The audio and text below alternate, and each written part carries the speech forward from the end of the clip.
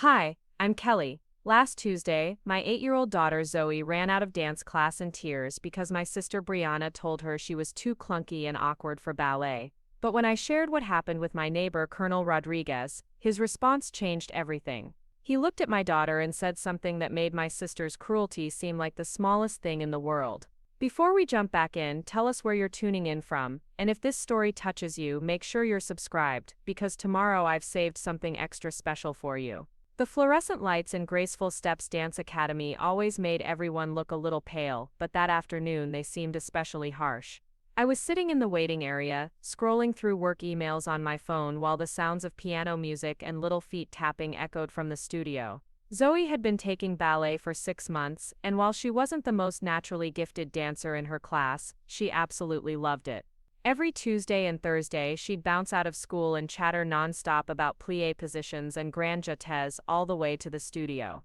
The class was running a few minutes late, which wasn't unusual for Miss Catherine's intermediate group.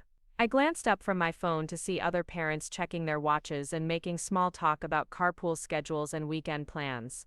That's when I heard my sister's voice cutting through the low hum of conversation like a blade through silk.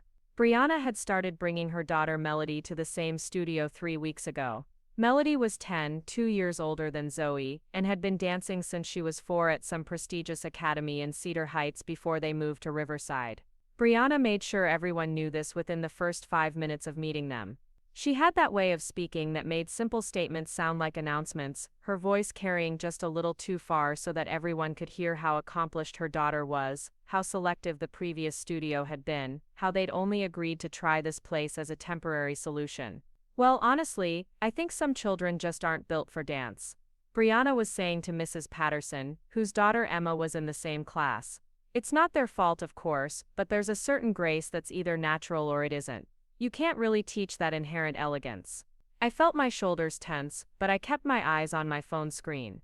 Briana had always had opinions about other people's children, usually delivered with that particular tone that suggested she was doing everyone a favor by sharing her expertise.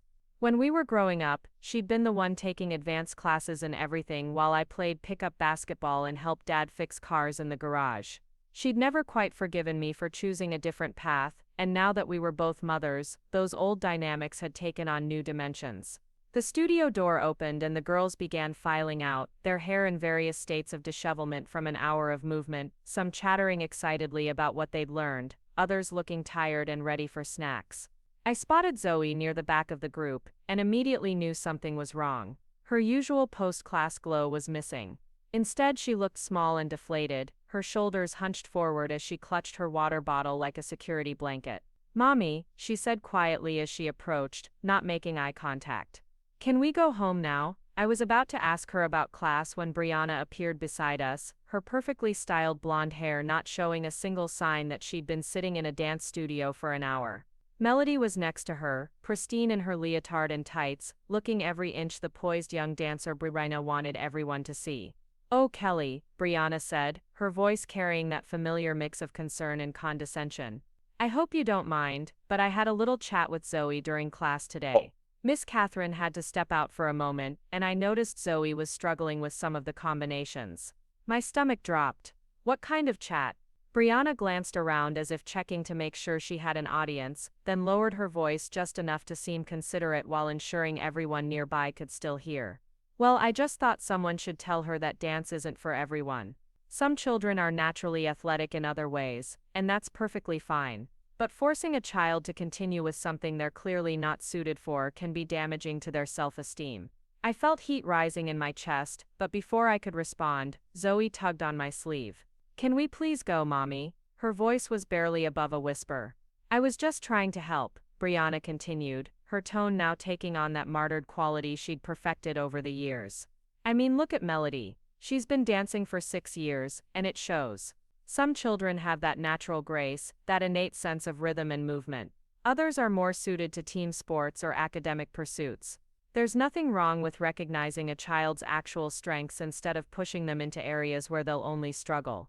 The other parents were pretending not to listen, but I could feel their attention like a weight in the air. Mrs. Patterson was suddenly very interested in her phone.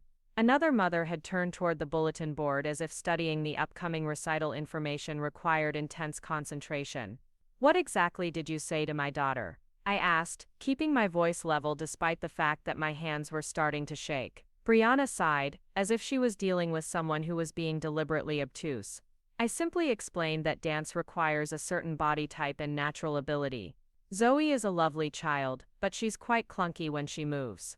Her proportions aren't really right for ballet, and she doesn't have the coordination that comes naturally to some children.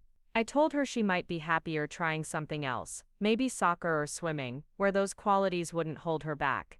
The words hit me like physical blows. Clunky, wrong proportions. Not suited for this.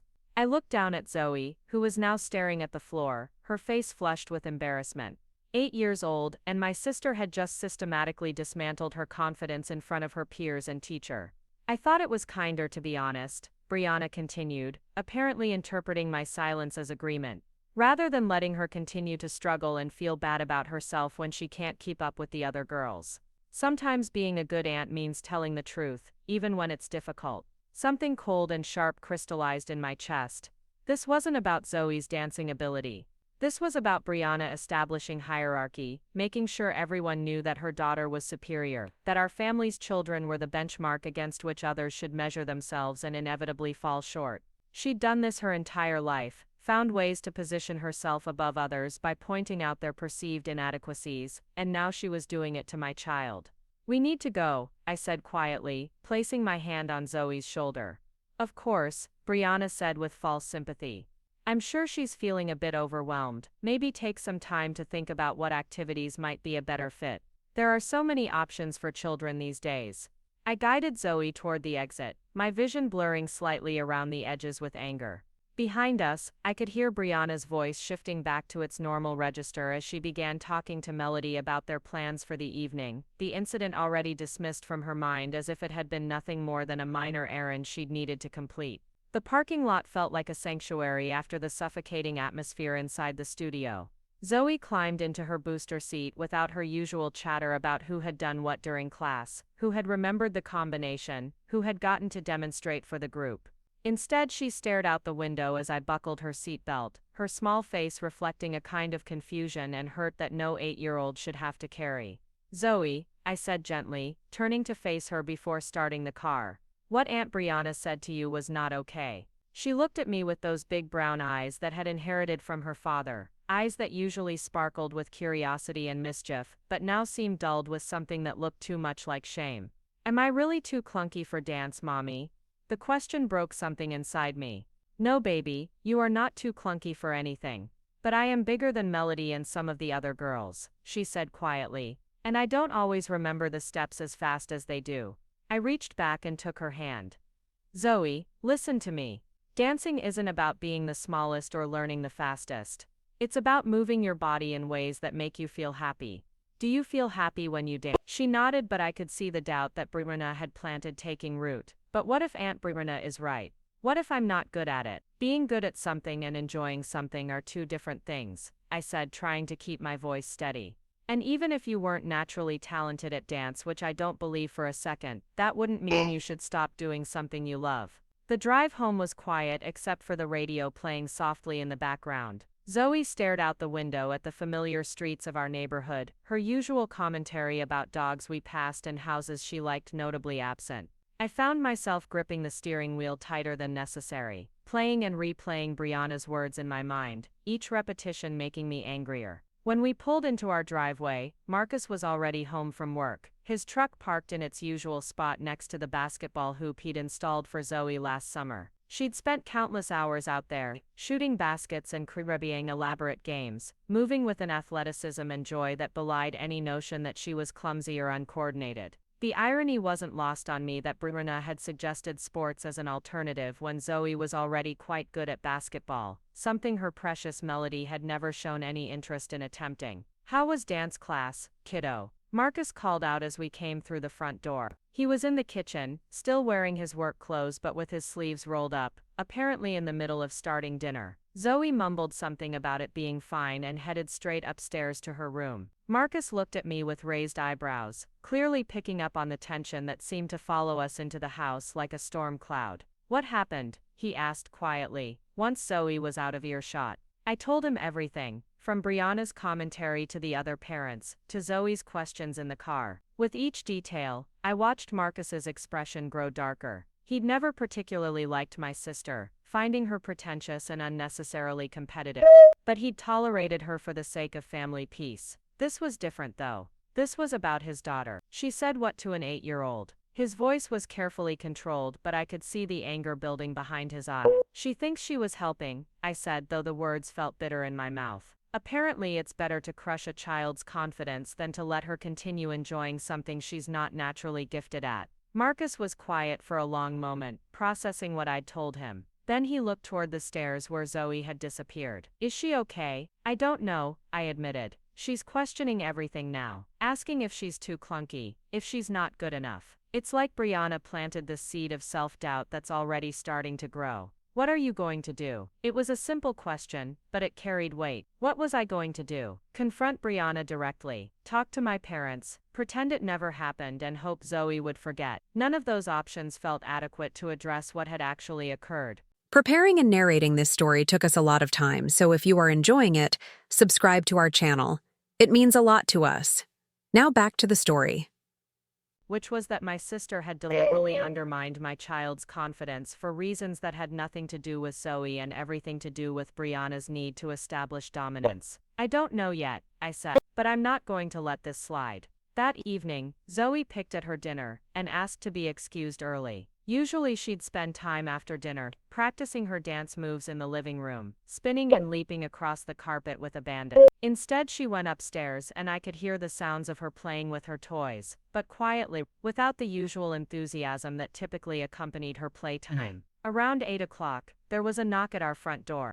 Marcus answered it, and I heard him greeting Colonel Rodriguez, our neighbor from 3 houses down. David Rodriguez had moved to Riverside 6 months ago after retiring from the army, and he'd quickly become a fixture in our neighborhood. He was the kind of man who noticed when elderly Mrs. Chen's newspaper wasn't picked up and would check on her, who helped teenage Jake Wilson change a flat tire without being asked, who somehow always had time to chat with the kids who rode their bikes past his house. Evening, folks, Colonel Rodriguez said as he stepped into our living room. Hope I'm not interrupting dinner. Not at all, I said. Can I get you some coffee? That'd be great, thanks. He settled into one of our chairs with the easy confidence of someone accustomed to being welcome wherever he went. Actually, I wanted to talk to you about something. I was working in my garden this afternoon when you got home from dance class, and I couldn't help but notice that little Zoe seemed pretty upset about something. Marcus and I exchanged glances. Colonel Rodriguez had a way of observing things without seeming intrusive, and his concern felt genuine rather than nosy. She had a rough day at dance, I said, carefully. Anything I can help with? I know I'm just the neighbor, but I've got a soft spot for kids who look like the world just got a little harder to understand.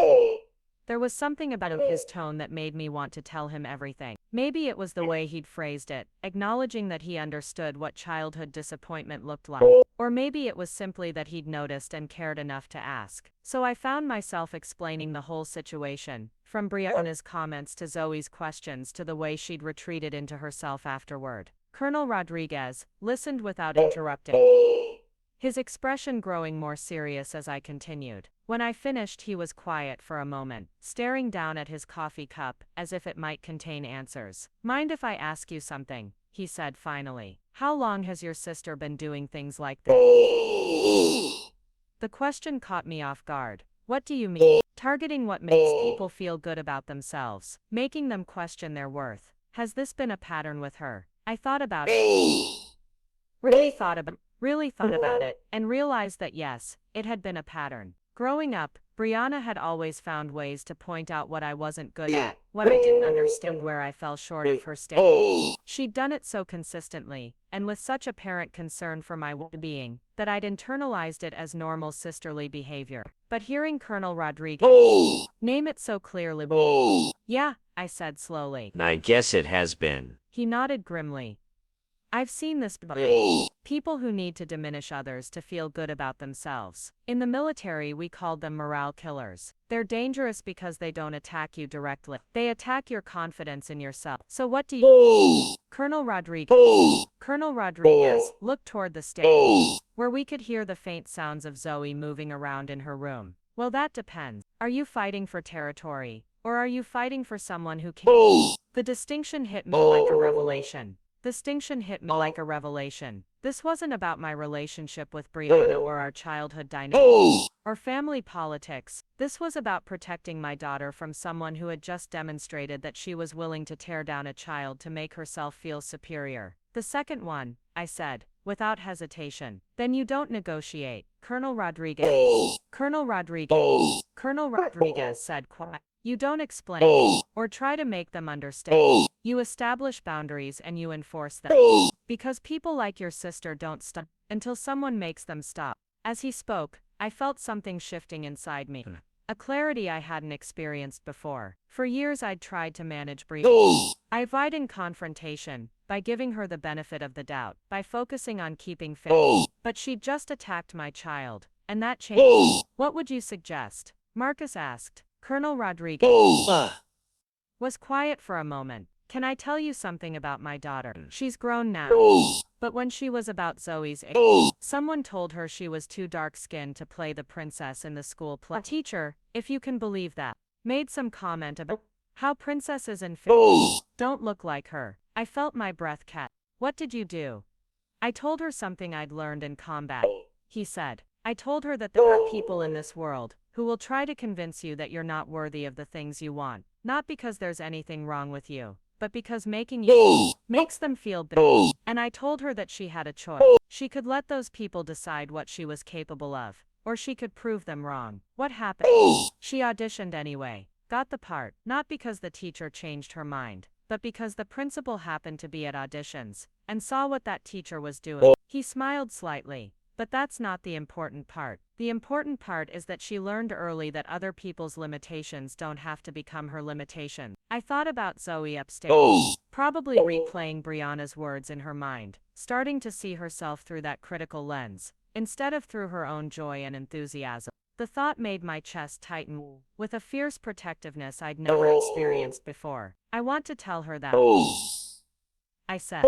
But I don't know if she'll believe me after what happened today. She'll believe you, Colonel Rodriguez said with certainty. But she needs to see you believe it first. Kids can sense when adults are uncertain about defending them. They need to know that the people who love them will fight for them without hesitation. After he left, Marcus and I sat in our living room talking until nearly midnight. We discussed how to approach the situation with Briana, whether to involve our parents, what to say to Zoe. But underneath all those practical considerations was a deeper conversation about what kind of family we wanted to create for our daughter, what values we wanted to instill, and how far we were willing to go to protect her from people who would try to diminish her spirit. The next morning, Zoe came downstairs looking subdued, moving through her usual breakfast routine without her typical chatter about the day ahead. She was wearing her school clothes, but had left her dance bag by the door, apparently forgetting that it was Thursday, which meant dance class after school.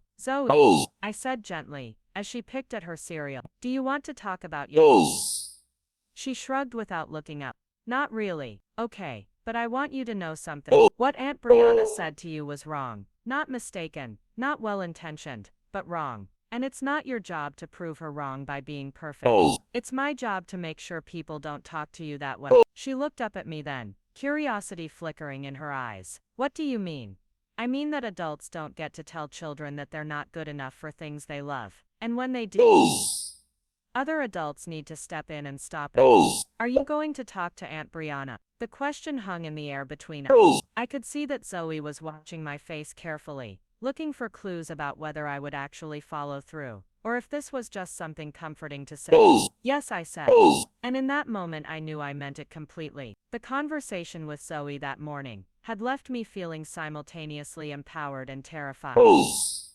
Making promises to an 8-year-old about standing up to family members was one thing, but actually following through was another entirely. I dropped Zoe off at Riverside Elementary and watched her walk toward the building, her backpack seeming heavier than usual, her steps lacking their typical bounce. She turned back once to wave, and I saw uncertainty in her expression that hadn't been there a week ago. I sat in the school parking lot for several minutes after she disappeared inside, my hands gripping the steering wheel, as I tried to figure out what confronting Briana would actually look like. We'd had disagreements before, but they'd always been surface-level things that could be smoothed over with time and polite conversation.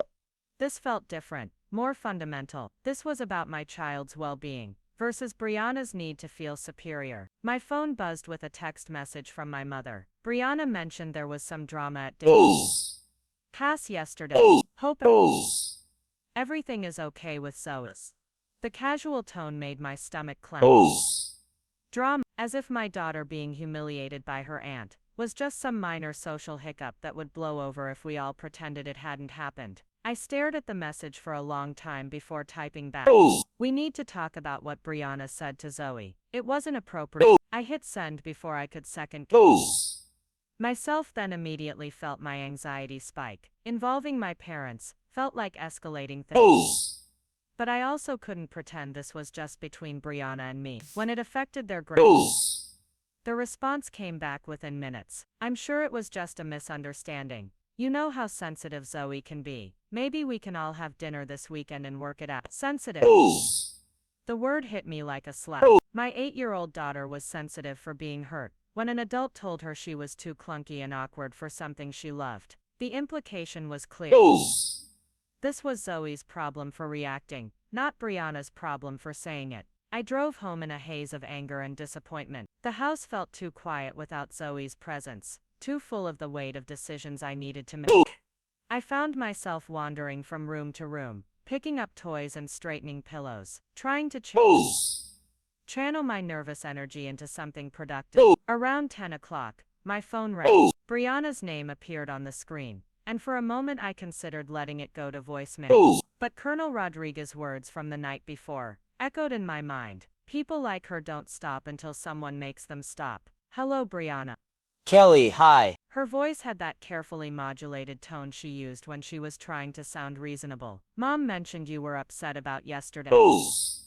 I thought maybe we should talk. Yes, we should. Good. I'm actually in your neighborhood running errands. Mind if I stop by for a few minutes? The casual way she said it made me suspect this wasn't a coincidence. Briana didn't run errands in my neighborhood, which was solidly middle class and nowhere near the upscale shops she preferred. This felt calculated, like she wanted to have this conversation on her terms, in person, where she could use her physical presence and practice charm to control the narrative. Fine, I said. I'll be here. She arrived 20 minutes later, looking polished and put together in a way that seemed designed to emphasize the difference between us. While I was wearing jeans and an old college sweatshirt, she was dressed like she was heading to a business lunch, complete with jewelry that caught the light and made soft chiming sounds when she moved. Your garden looks lovely, she said as she stepped into the living room, glancing around with the kind of assessment that wasn't quite approval, but wasn't disapproval either. Very homey. I didn't offer her coffee or ask her to sit down. Instead, I remained standing near the fireplace, my arms crossed. What did you want to talk about? Briana settled herself on the couch anyway, smoothing her skirt and arranging herself as if posing for a photograph. I think there's been a misunderstanding about what happened yesterday. Mom said you thought I was being mean to Zoe, which is just silly. You know I adore that little girl. You told my 8-year-old daughter that she was too clunky for dance, and that her body type wasn't right for ballet. I was trying to help her, Briana said with that patient tone adults use when explaining something obvious to a child. Kellie, you have to admit that Zoe isn't exactly built like a dame. She's a beautiful child, but she's bigger than the other girls, and she doesn't have that natural grace that some children are born with. I thought it would be kinder to gently redirect her interests before she gets too invested in something that's only going to frustrate her. The casual cruelty of it took my breath away. She was sitting in my living room, talking about my daughter like she was a problem to be managed, using words like kinder and help to dress up what was essentially an attack on a child's self-worth. She loves dancing, I said, trying to keep my voice steady. She's been excited about it for months. She practices at home, talks about her classes, looks forward to going. Why would you want to take that away from her? Briana sighed as if I was being deliberately obtuse. Because love isn't enough, Kellie. Passion doesn't magically create ability. Look at Melody, she's been dancing for 6 years and she has natural talent. She's graceful, she picks up choreography quickly, she has the right proportions for ballet. Those are facts, not opinions. Zoe is 8 years old. She doesn't need to be a professional ballerina. She just needs to enjoy moving her body and learning something new. But what about when she gets older and realizes she's not as good as the other girls? What about when she doesn't get chosen for recital solos or dance company teams? Isn't it better to help her find activities where she can actually excel instead of setting her up for disappointment? I stared at my sister, really looked at her for what felt like the first time in years. She was completely sincere in her belief that she was doing the right thing.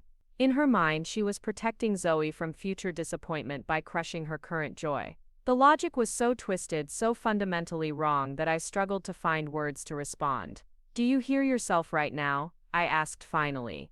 "You're talking about preventing an 8-year-old from experiencing disappointment by guaranteeing she experiences it now from her own family." Briana's expression hardened slightly. "I'm talking about being realistic. Not every child gets to be special at everything they want to try. Some kids are athletes, some are artists, some are academics. Zoe is a smart, sweet girl, but dance isn't her strength. There's nothing wrong with acknowledging that. There's everything wrong with an adult telling a child she's not good enough for something she loves. I never said she wasn't good enough. I said she wasn't naturally suited for it, which is different." The distinction was meaningless, and we both knew it. An 8-year-old doesn't parse the difference between not good enough and not naturally suited. She just hears that she's wrong somehow, that her joy in dancing is misplaced, that the adults around her see her as lacking. "Briana, I need you to understand something," I said, moving closer to where she sat. "You don't get to make decisions about my daughter's activities or her self-worth. You don't get to decide what she's capable of or what she should enjoy. And you absolutely don't get to speak to her the way you did yesterday." For the first time since she'd arrived, Briana looked genuinely surprised. "Kellie, I'm her aunt. I care about her future. If you cared about her future, you would support her interests and help her build confidence, not tear her down because she doesn't meet your standards." "My standards?" Briana's voice rose slightly. "This isn't about standards, it's about reality. I have experience with dance. Melody has been in competitive programs since she was 4. I know what natural talent looks like, and I know what struggles look like. I was trying to save Zoe from years of frustration. No, you were making yourself feel better by putting her down." The words hung in the air between us like a challenge. Briana's carefully composed expression cracked for just a moment, revealing something raw and defensive underneath. "That's not fair," she said quietly. "Isn't it? You show up to a new dance studio and immediately establish that your daughter is superior to the other kids. You make sure everyone knows about her advanced training and competitive experience. And then you single out my daughter, who's just learning and having fun, and tell her she doesn't belong. How is that about helping Zoe and not about making Melody look better by comparison? Melody doesn't need to make anyone look bad. Her talent speaks for itself. Then why did you feel the need to speak at all?" Briana stood up abruptly, her composed demeanor finally slipping. "Because I was watching Zoe struggle, and I felt bad for her. She was trying so hard to keep up with the other girls, and it was painful to watch. I thought if someone explained to her that not everyone is meant for dance, she could redirect her energy into something where she'd actually succeed. She wasn't struggling. She was learning, that's what children do. She was falling behind Kellie. The other girls were picking up the combinations faster, executing the movements more cleanly. Even Miss Catherine was having to give her extra attention just to keep her caught up with the group. I felt something cold settle in my chest. "How do you know what Miss Catherine was doing? You said the teacher stepped out when you talked to Zoe." Briana's pause was barely perceptible, but it was there. "I meant during the parts of class I could observe through the window. The waiting area doesn't have a view into the studio." Another pause. "Sometimes I walked by to check on things."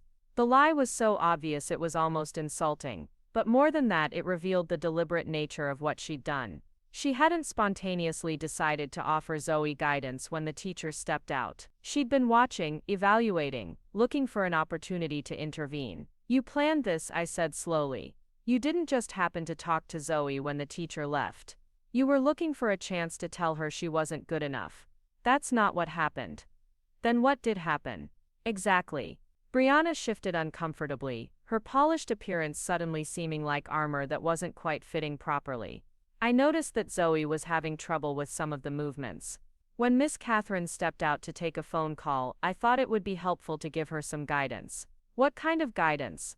I showed her the correct way to do the positions she was struggling with.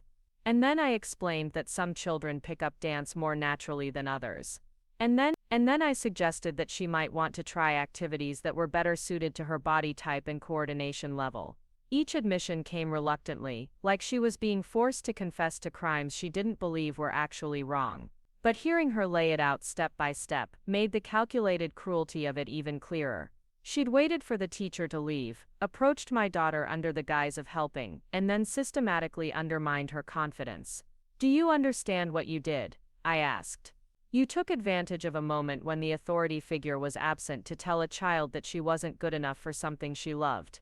An adult that she trusted, a family member, told her she was wrong about her own capabilities and interests. I was trying to help her see reality. She's 8 years old. Her reality should be that adults support her interests and help her grow, not that they evaluate her worth and find her lacking." Briana's composure was completely gone now, replaced by the defensive anger she'd shown as a child when confronted with behavior she couldn't justify. "You're overreacting. This is exactly what Mom meant when she said you were being too sensitive about this. Mom doesn't get to decide how I react when someone hurts my child. No one hurt your child." I gave her honest feedback about an activity she was struggling with. "You told an 8-year-old that she was too clunky for ballet and that her body type was wrong for dance. In what universe is that appropriate feedback for a child? In the universe where we don't lie to children about their abilities just to make them feel good." The statement revealed everything I needed to know about how Briana saw the world. In her mind there were two options: lying to children or crushing their spirits with brutal honesty. The possibility of nurturing growth, celebrating effort, or supporting interests regardless of natural talent didn't exist in her framework. "Get out," I said quietly. "What?" "Get out of my house. And stay away from my daughter." Briana's eyes widened. "Kellie, you're being ridiculous. We're family. Family doesn't treat children the way you treated Zoe yesterday." "I'm not going to apologize for being honest with her. I'm not asking you to apologize. I'm telling you to leave and not come back until you understand why what you did was wrong. You can't just cut me out of your life because I said something you didn't want to hear. Watch me." The words came out with a finality that surprised even me. For 32 years, I'd been managing Briana's behavior, making excuses for her criticism, finding ways to maintain family peace despite her constant need to establish dominance over others. But watching her sit in my living room and defend her decision to humiliate my child had crystallized something important. I was done prioritizing her feelings over my daughter's well-being. Briana gathered her purse and stood up, her movements sharp with indignation. "You're making a mistake, Kellie. You can't protect Zoe from every difficult truth she's going to encounter in life. I can protect her from unnecessary cruelty disguised as truth. Fine. But don't come crying to me when she gets older and realizes that the world isn't going to coddle her the way you do." "I won't." After she left, I sat in my living room feeling simultaneously drained and energized. The confrontation had gone better than I'd expected in some ways, and worse in others. I'd stood up for Zoe and established clear boundaries, but I'd also confirmed that Briana genuinely didn't understand why her behavior was problematic. She wasn't going to apologize or change her approach because she truly believed she'd done nothing wrong. My phone buzzed with a text from Marcus. "How did it go with Briana?" I typed back, "I told her to stay away from Zoe until she understands why what she did was wrong." "Good. How are you feeling?" I thought about that for a long moment. How was I feeling? Scared, certainly. I just essentially cut my sister out of our lives, which would have consequences for family gatherings and relationships with my parents. But underneath the anxiety was something I hadn't expected. Relief. Like I should have done this years ago. I typed back. The rest of the morning passed in a strange kind of suspended animation.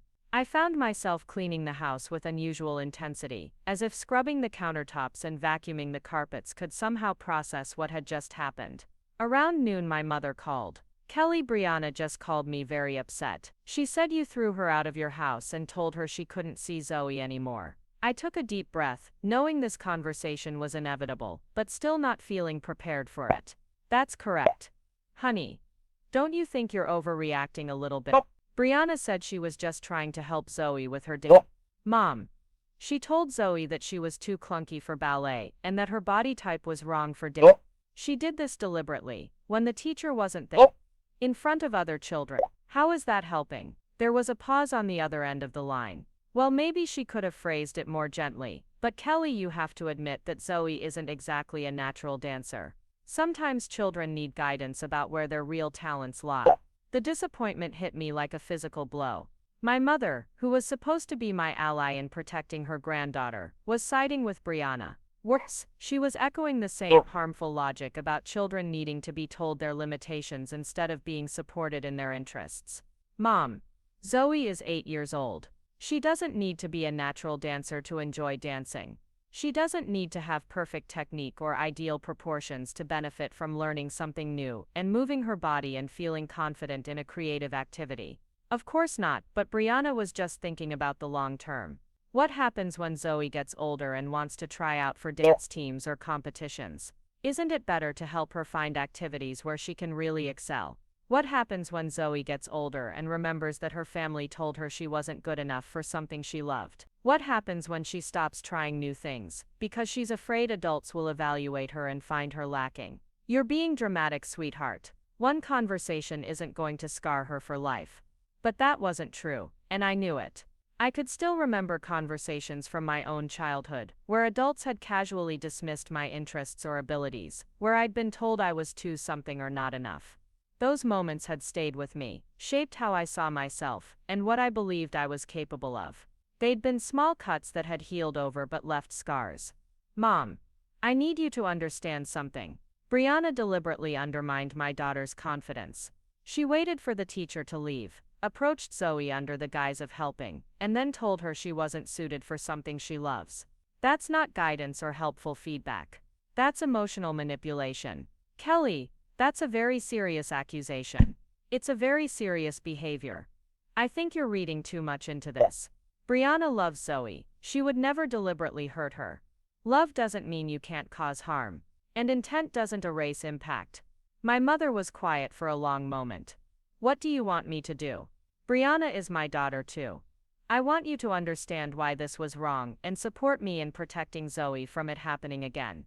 And if I don't agree that it was as bad as you're making it out to be. The question hung between us like an ultimatum. My mother was asking me to choose between family peace and my daughter's well-being, between maintaining relationships and maintaining boundaries. Then I guess we'll have to agree to disagree, I said finally. But that doesn't change the fact that Briana isn't welcome around Zoe until she understands why what she did was harmful. This is going to cause a lot of problems for the family, Kellie. Briana caused the problems when she decided to tear down an 8-year-old's confidence. I'm just dealing with the consequences. After I hung up, I sat in my kitchen feeling more alone than I had in years. In the span of one morning, I'd effectively cut ties with my sister and created tension with my mother. The family dynamics I'd grown up with, the patterns of behavior I'd learned to navigate and accommodate, had been disrupted completely. But when I thought about Zoe coming home from school later that day, when I imagined her face as she talked about her classes and her friends and her interests, I knew I'd made the right choice. She deserved to grow up in a family that celebrated her enthusiasms rather than critiquing them, that supported her growth rather than limiting her possibilities. The afternoon stretched ahead of me with an unusual emptiness. Normally I might have called my mother or sister to chat about mundane things, or made plans for weekend family gatherings. Those options were gone now, at least temporarily, leaving me to figure out what relationships and routines would look like going forward. I found myself thinking about Colonel Rodriguez and his story about his daughter being told she was too dark-skinned for the princess role. The parallel wasn't exact, but the underlying message was the same. Someone had tried to convince a child that she wasn't worthy of something she wanted, not because of anything she'd done wrong, but because of who she was. And rather than accepting that limitation, her father had taught her to question it. Maybe that was what I needed to do with Zoe. Not just protect her from people like Briana, but teach her to recognize when people were trying to make her small, and give her tools to resist those messages. Help her understand that other people's limitations didn't have to become her limitations. When Zoe got home from school that afternoon, she seemed slightly more like herself. She chattered about a math test she'd taken, and a book her teacher had read to the class, though she still didn't mention dance or ask about her dance bag by the door. "How was your day, baby?" I asked as she settled at the kitchen table with a snack. Good. Tommy Chen fell asleep during reading time and snored really loudly. She giggled at the memory, and the sound felt like sunshine after a long storm. That sounds pretty funny. It was Mrs. Patterson had to wake him up, but she wasn't mad. She said sometimes we all need extra rest. Zoe took a bite of her apple slices. Mommy, do I have dance class today? The question I'd been dreading all day. I could see uncertainty in her expression, like she wasn't sure if she wanted the answer to be yes or no. Do you want to have dance class today? She thought about it seriously, her face scrunched in concentration. I think so, but what if I'm really bad at it like Aunt Briana said? What if you're really good at it like I think you are? But what if the other girls are better than me? What if they are? Does that mean you can't enjoy dancing? Zoe considered this, swinging her legs under the table. I guess not. I like how it feels when I do the spins, even if they're not perfect. Then that's what matters. Will Melody be there today? Probably. But you don't have to worry about Melody, or what she can do. You just have to worry about what makes you happy. What if Aunt Briana says something else mean to me? The question broke my heart, because it revealed how much trust had been broken by yesterday's incident. Zoe was now anticipating cruelty from a family member, calculating whether an activity she loved was worth risking further humiliation. Aunt Briana won't be saying anything to you, I said firmly. I've made sure of that. How? I told her that she's not allowed to talk to you about dance or anything else, unless she learns how to be kind. Zoe's eyes widened. You told her she couldn't talk to me. I told her she couldn't talk to you in ways that hurt your feelings. There's a difference. Are you in trouble with Grandma and Grandpa? The question was perceptive and painful. Even at 8, Zoe understood family dynamics well enough to know that standing up to Briana might have consequences with my parents. Maybe a little, I said honestly. But that's not your problem to worry about. It's my job to protect you, even if other people don't like it. Even from family. Especially from family. Family is supposed to love and support you, not make you feel bad about yourself. Zoe nodded solemnly, processing this information. Can we go to dance class today? Absolutely. That afternoon at Graceful Steps, I positioned myself where I could see into the studio through the observation window that Briana had claimed didn't exist. I watched Zoe work through the combinations, her movements earnest if not always perfectly executed, her face bright with concentration and joy. She wasn't the most technically proficient dancer in the class, but she wasn't the least skilled either. She was exactly what she should be, an 8-year-old learning something new and enjoying the process. Melody was there as polished and precise as always, but I noticed something I hadn't before. While her technique was superior, she danced without the pure happiness that radiated from Zoe and several of the other girls. Her movements were correct but mechanical, like she was performing for evaluation rather than for the joy of movement itself. After class, as we were gathering Zoe's things, Miss Catherine approached me. Mrs. Winters, can I speak with you for a moment? My stomach clenched, wondering if she was going to tell me that Zoe was indeed struggling, that Briana's assessment had been accurate. Of course. I wanted to let you know that Zoe has been doing really well in class. She's not the most naturally gifted dancer I've ever taught, but she has something that's much more important, genuine love for movement and dance. She works hard, she listens well, and she brings such positive energy to the class. Relief flooded through me. Thank you for telling me that. I also wanted to mention that yesterday, after class, one of the parents spoke to Zoe about her dancing in a way that seemed to upset her. I wasn't in the room at the time, but another parent mentioned it to me. I just want you to know that in my experience, children who love dance should be encouraged to continue regardless of their natural ability level. The joy and confidence they gain from creative movement is far more valuable than perfect technique. I completely agree. If Zoe ever seems discouraged or starts doubting herself, please let me know. I've been teaching for 15 years, and I've learned that the children who stick with activities they love, even if they're not naturally gifted, often become the most fulfilled and confident young people. As we drove home, Zoe chatted animatedly about the new combination they'd learned, and how she'd successfully completed a sequence that had given her trouble the week before. Her enthusiasm was infectious, and I felt my own mood lifting as I listened to her describe the class in detail. Mommy, she said, as we pulled into our driveway, I'm glad I went to dance today. Me too, baby. Even if I'm not as good as Melody. Especially because you're not trying to be as good as Melody, you're trying to be as good as Zoe can be. That evening, Marcus and I sat on our back patio after Zoe had gone to bed, drinking coffee and talking about the day's events. I told him about my conversation with Briana, the call from my mother, and Zoe's decision to continue with dance despite her fears. How are you feeling about cutting Briana off? He asked. Scared, I admitted, but also relieved. For the first time in my life, I'm not trying to manage her behavior or find ways to make her criticism seem less harmful. I'm just protecting our daughter from it. And your mom? I'm disappointed but not surprised. She's always prioritized family harmony over individual well-being, but I can't let her pressure me into exposing Zoe to more of Briana's helpful feedback. Marcus was quiet for a moment, staring out at our small backyard, where Zoe's toys were scattered across the grass. You know what I keep thinking about? How many times did adults do that to us when we were kids? Tell us we weren't good enough for things we enjoyed, or that we should focus on our real strengths, instead of pursuing interests that made us happy.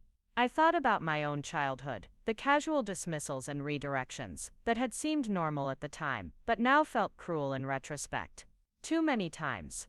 And we just accepted it as part of growing up. Like it was normal for adults to tear down children's confidence in the name of being realistic. Maybe that's why this feels so important, I said. Not just protecting Zoe from Briana, but breaking that cycle, teaching her that she gets to decide what brings her joy, not other people. Think she'll be okay? I thought about Zoe's face during dance class that afternoon, the determination mixed with happiness as she worked through the combinations. Yeah, I think she will. She's stronger than I was at her age. She's got better advocates than we did. That night, as I was getting ready for bed, I found myself looking through old photo albums, searching for pictures of myself as a child engaged in various activities. I found images of me playing soccer, terrible form but huge smile. Me at a piano recital, clearly nervous but proud. Me in a school play, costume slightly askew but radiating joy. In none of those photos did I look like a naturally gifted athlete or musician or actress. But in all of them I looked happy and engaged and proud of my efforts. When had I learned to see those pictures differently? When had I started evaluating my childhood self through the lens of natural talent rather than enthusiasm and growth? I closed the album and made a mental note to show those pictures to Zoe someday to help her understand that the value of pursuing interests isn't measured in natural ability or perfect execution, but in the confidence and joy that comes from trying new things and celebrating your own progress. The house felt different that night, quieter but not empty. The absence of anticipation about managing Briana's next comment or criticism had created space for something new to grow. I wasn't sure yet what that would look like, but for the first time in years, I felt like I had room to find out. 3 weeks had passed since my confrontation with Briana, and life had settled into a new rhythm. Zoe was thriving in dance class, her confidence slowly rebuilding with each session. She'd stopped asking whether she was too clunky, and had started focusing on learning new steps and improving her balance.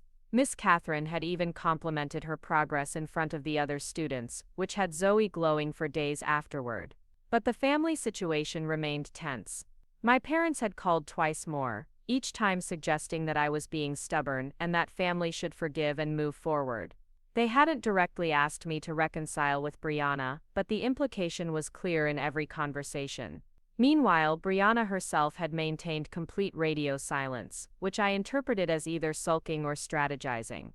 It was a Thursday afternoon when everything changed. I was at work, reviewing quarterly reports in my small office at Henderson Marketing, when my phone buzzed with a text from Natasha Kim, another mom from Zoe's class.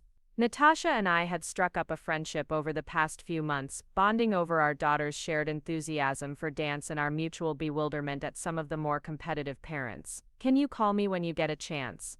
Something happened at the studio today that I think you should know about.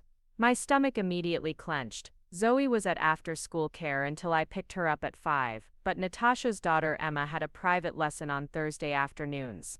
Whatever had happened involved the dance studio, which meant it could affect Zoe. I stepped outside to call her back, walking to the small courtyard behind our building where I could speak privately. Natasha, what's going on? Kellie, I'm not sure how to tell you this, but I overheard a conversation between your sister and Mrs. Vasquez today that I think you need to know about. Elena Vasquez was the owner of Graceful Steps, a former professional dancer who'd opened the studio after retiring from a regional ballet company. She was generally well regarded by parents and students alike, known for being both encouraging and honest about her students' progress. What kind of conversation? Briana was in Mrs. Vasquez's office when I arrived for Emma's lesson.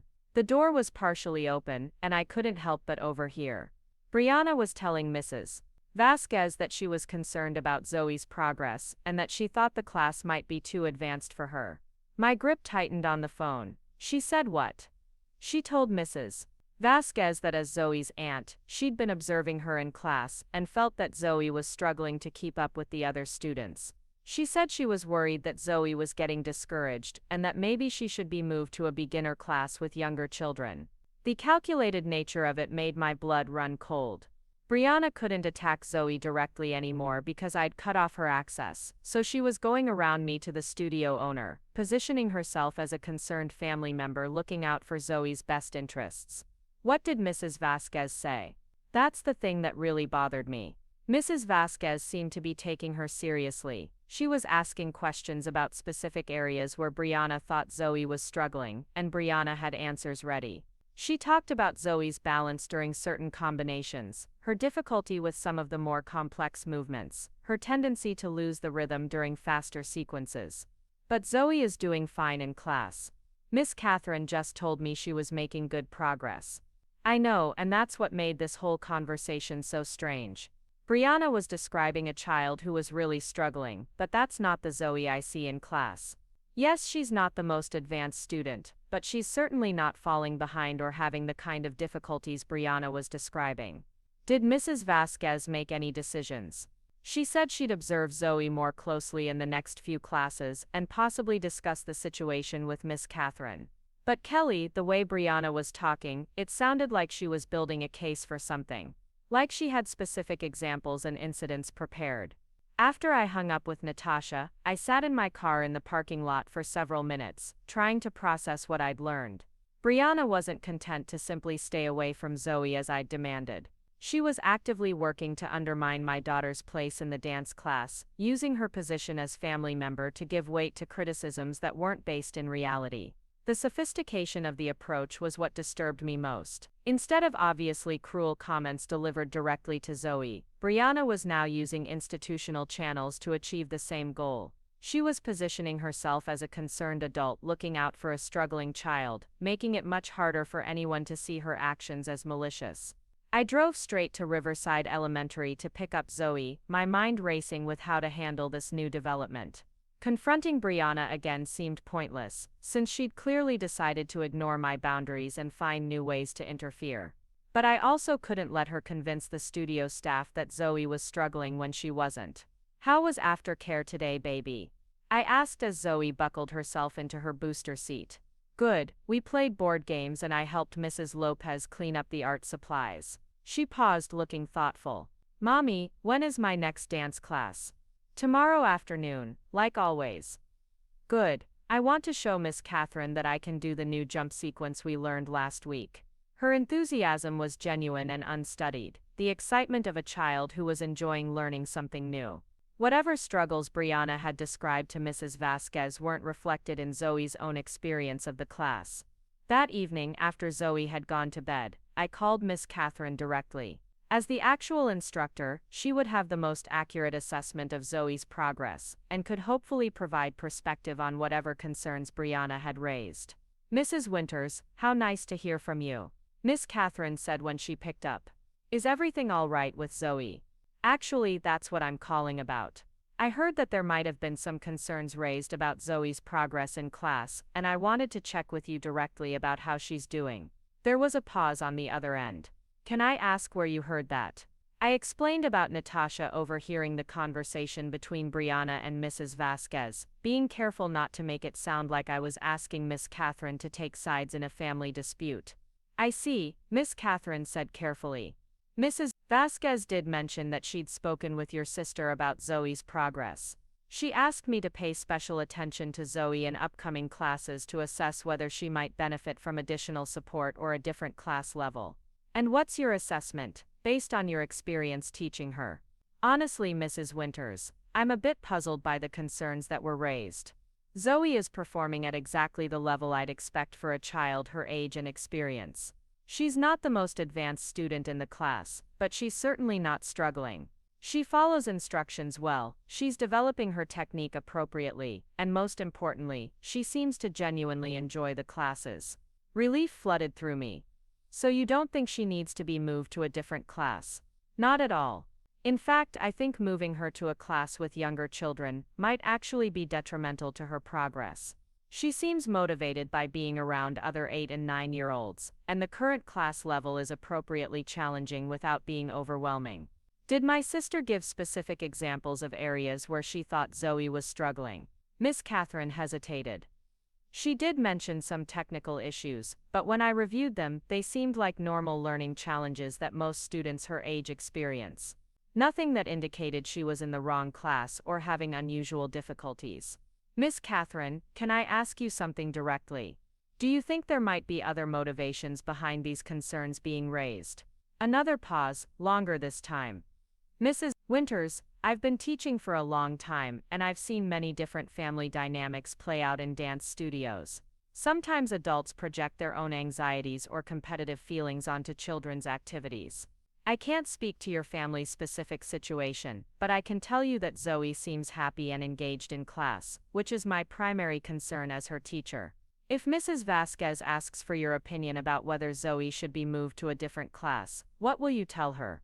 I'll tell her that based on my direct observation and experience teaching Zoe, she's exactly where she should be. I'll also mention that she's shown consistent improvement over the past few months, and that moving her now could disrupt that progress. After I hung up, I felt better about Zoe's immediate situation, but more concerned about the larger pattern of Briana's behavior. She wasn't going to stop trying to undermine Zoe just because I'd confronted her. She was going to find new, more subtle ways to achieve the same goal. I was still thinking about this the next morning, when Colonel Rodriguez knocked on our door. He was holding a small potted plant, and wearing the kind of expression that suggested he had something specific on his mind. "Morning, Kellie. Hope I'm not interrupting anything." "Not at all. Come in, can I get you some coffee?" "That'd be great." He settled into our living room, placing the plant on the coffee table. "This is for Zoe actually. Saw her working in your garden last weekend and thought she might like to have her own little project."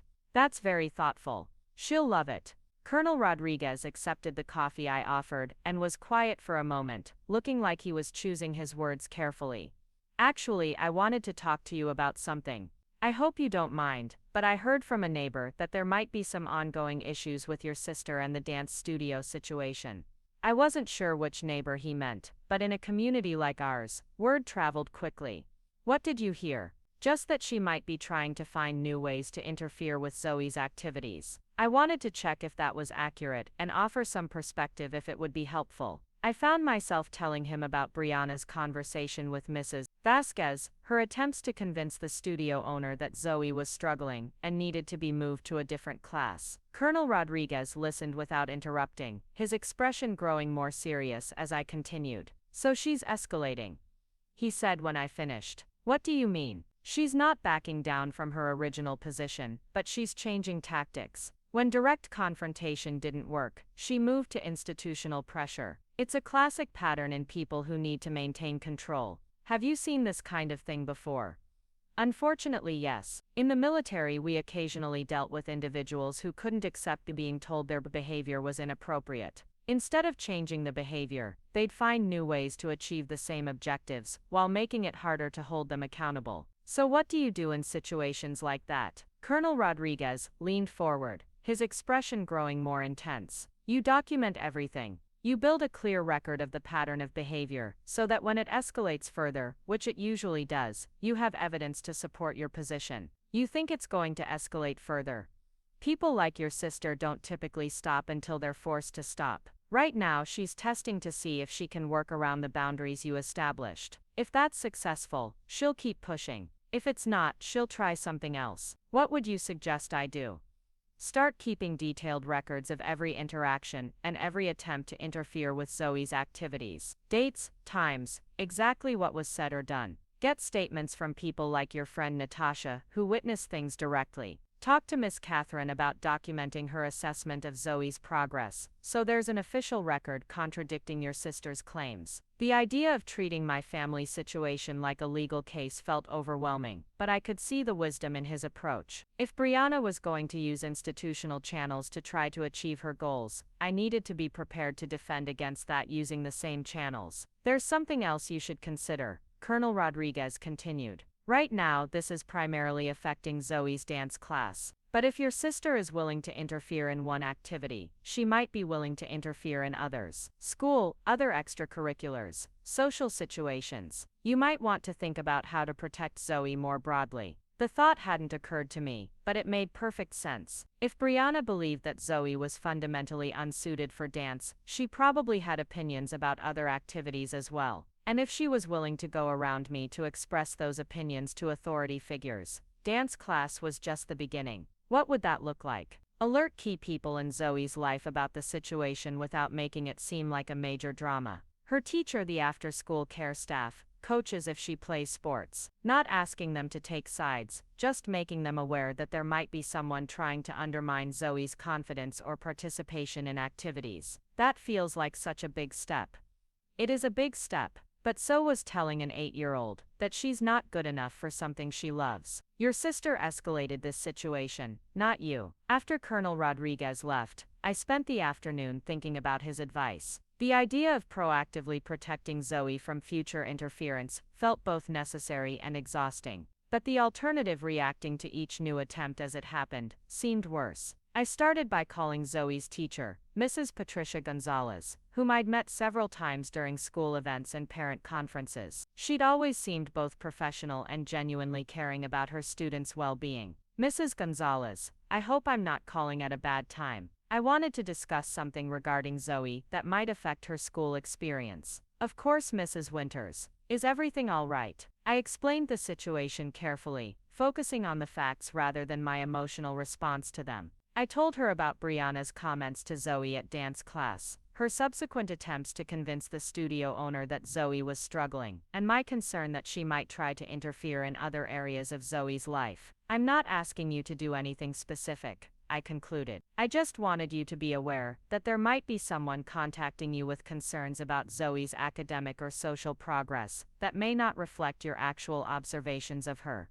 Mrs. Gonzalez was quiet for a moment. Mrs. Winters, I appreciate you bringing this to my attention. In my experience, children do best when all the adults in their lives are working together to support their growth and confidence. If someone contacts me with concerns about Zoe that don't align with what I'm seeing in the classroom, I'll certainly take that into consideration. How is Zoe doing in school, from your perspective? She's doing very well. She's a conscientious student who participates actively in class discussions and works well with her peers. Her academic performance is solid, and she seems happy and engaged. If there were concerns about her progress or adjustment, I would have contacted you directly. The conversation reinforced my growing understanding that the problems Briana saw in Zoe existed primarily in Briana's mind, not in reality. Every adult who actually worked with Zoe on a regular basis saw a child who was developing normally and thriving in her activities. That weekend, I decided to implement another piece of Colonel Rodriguez's advice by having a more detailed conversation with Natasha about what she'd witnessed at the dance studio. If the situation escalated further, having a third-party account of Briana's behavior could be important. Natasha and I met for coffee while our daughters were at a birthday party, choosing a quiet corner table at the Daily Grind where we could talk without being overheard.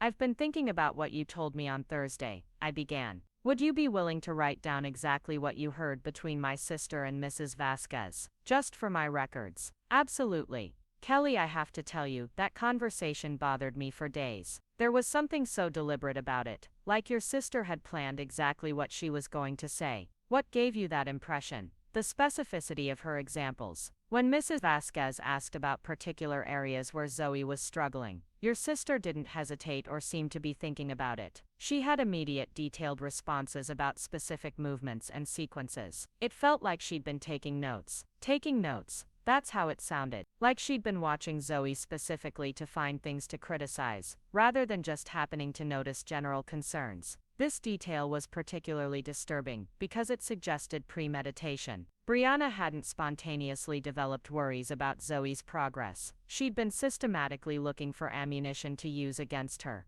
There was something else, Natasha continued. After they finished talking about Zoe, I heard your sister mention something about the upcoming recital. She asked Mrs. Vasquez about the audition process for solo parts, and whether students who were struggling in class would be eligible to try out. My stomach dropped. The annual recital was something Zoe had been looking forward to for months. She'd mentioned several times that she hoped to be chosen for a small solo or featured part, not because she thought she was the best dancer, but because she wanted to challenge herself and have a moment to shine. What did Mrs. Vasquez say? She said that all students in good standing would be eligible to audition, and that the selection process was based on a combination of technical skill, performance quality, and demonstration of the choreography during auditions. But the way your sister was asking about it made it seem like she was laying groundwork for something. Like what? Like she might try to argue that Zoe shouldn't be allowed to audition because of her supposed struggles in class.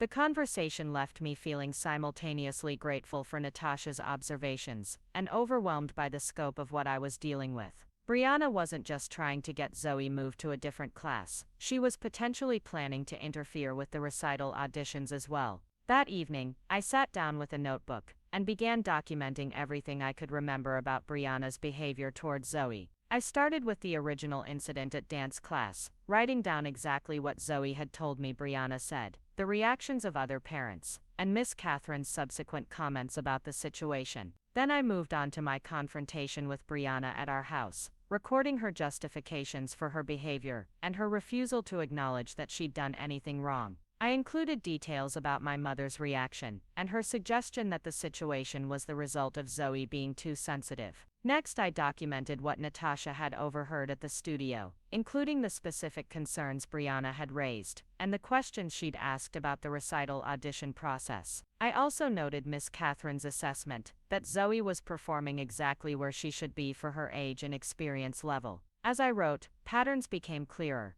Briana's behavior wasn't random or emotional. It was systematic and goal-oriented. She wanted Zoe removed from activities where she might be compared to Melody, and she was willing to use her authority as an adult and family member to achieve that goal. The documentation process was both helpful and depressing. Helpful because it gave me a clear record of what had happened and when. Depressing because seeing it all laid out made the calculated nature of Briana's actions undeniable. On Monday morning, I called Miss Catherine again to discuss the upcoming recital and what Natasha had overheard about Briana's questions regarding the audition process. Miss Catherine, I wanted to follow up on our conversation last week and ask about the recital auditions. Is there anything I should know about the selection process? All students in the intermediate class will have the opportunity to audition for featured parts, she said. The auditions are based purely on how students perform the required choreography on audition day. We don't use classroom progress or instructor recommendations as factors in the selection, so even if someone had raised concerns about a student's progress in regular classes, that wouldn't affect their eligibility to audition.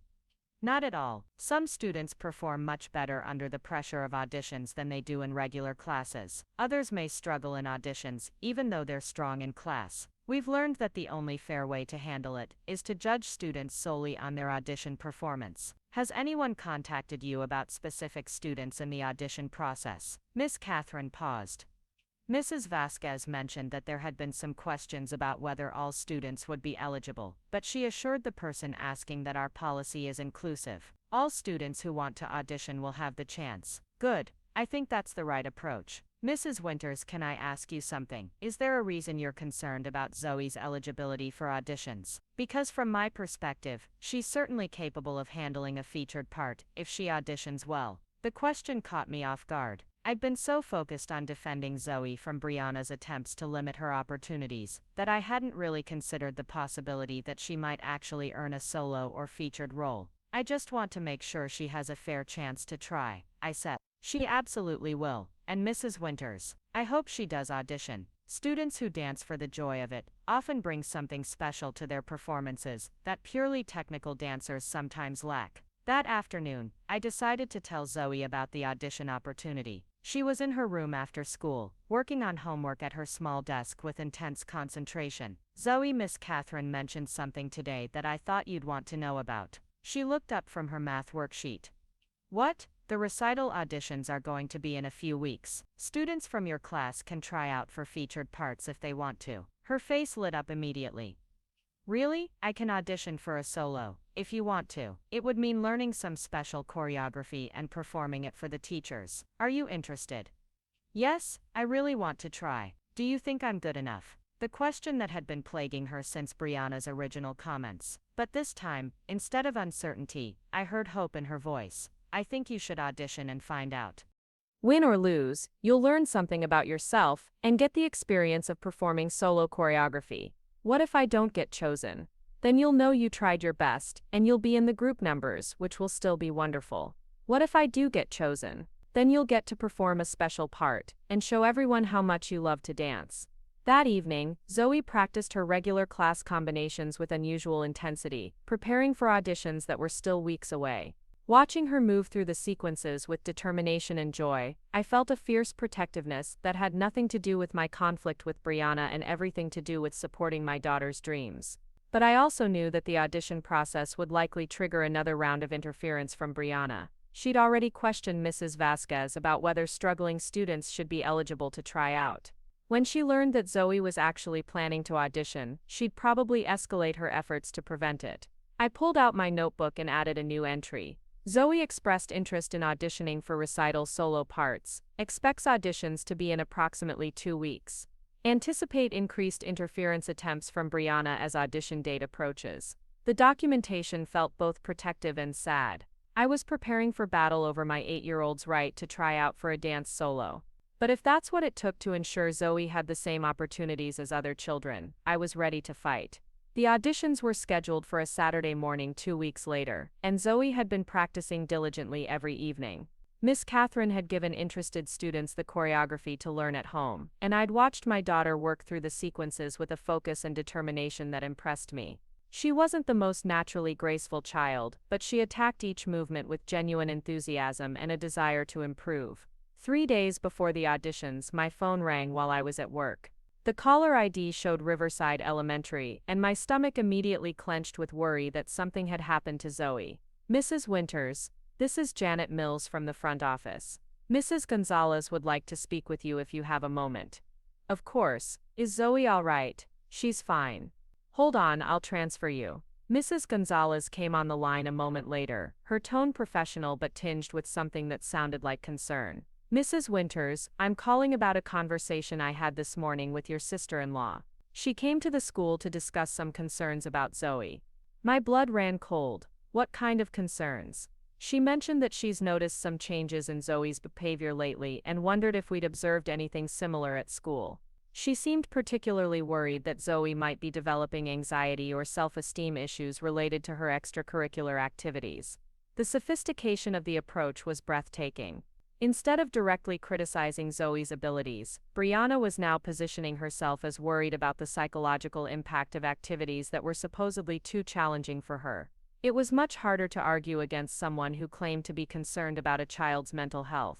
What specific changes did she say she'd noticed? She mentioned that Zoe seemed withdrawn during family gatherings, that she'd heard Zoe expressing doubts about her abilities in various activities, and that she was worried Zoe was being pushed too hard academically and in extracurriculars.